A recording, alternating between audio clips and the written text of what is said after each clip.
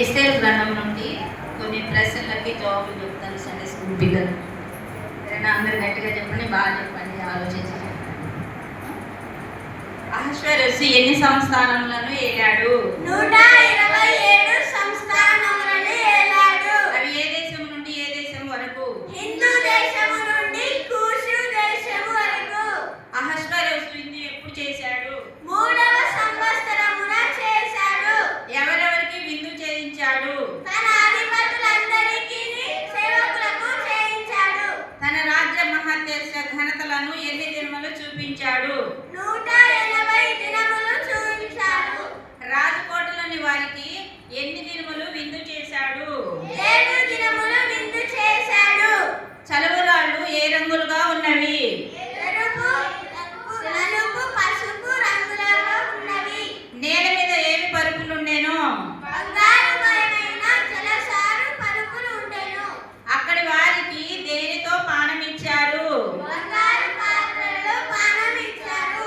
దాసులు అధికంగా ఏమి పోసిరి? ద్రాక్షారసము పోసిరి. విందు ఎలా జరిగింది? ఆజ్ఞానుసారముగా జరిగింది. రాజు కోట పనివానికి ఏమని ఆజ్ఞ ఇచ్చెను? ఎవరు కోరినట్టుగా వారికి పోయవలనని ఆజ్ఞ ఇచ్చెను. అహశ్వేరోషు భార్య పేరు? రాణి అయిన వస్తి. రాణి అయిన వస్తి ఏమి చేసింది? కోటలో ఉన్న స్త్రీలందరికీ విందు చేసింది. రాజు ఎన్ని దినములు ద్రాక్షారసం తాగాడు? 7 దినములు తాగాడు.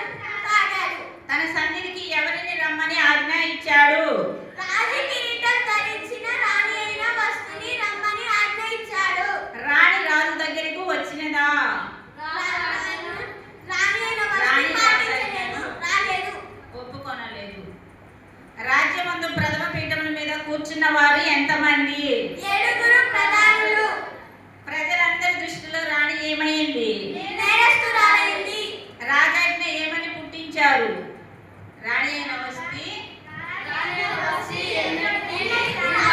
రాజభవనంలోకి రావద్దని ఆజ్ఞ పుట్టించాడు. ఏ న్యాయం చొప్పున నియమించారు? ఏ న్యాయం? పారసీకుల యొక్కయు మాదోయుల యొక్కయు న్యాయమున. ఎవరికంటే యోగ్యురాలు కావాలి? వస్తి కంటే యోగ్యురాలు కావాలి. రాజు ఎవరి మాట ప్రకారం చేశాడు? మనోపను మాట ప్రకారం చేశాడు. ప్రతి పురుషుడు ఏమి మాట్లాడాలి? స్వభాషను మాట్లాడాలి. రాజు ఎవరికి తాకీదులు వ్రాయించాడు? సకలమైన సంస్థానములకు వ్రాయించాడు. ఏ కోటలోనికి కన్యకలను చేర్చాలి? శూషను కోట అంతఃపురమునకు చేర్చాలి. ఎవరి వశమున స్త్రీలను అప్పగించాలి? హేగే వశమున అప్పగించాలి. షిమి ఎవరి కుమారుడు? కీషు ఎవరు? బెన్యామీనీయుడు. మాయీరు వంశస్థుడు ఎవరు? మోర్దెకై.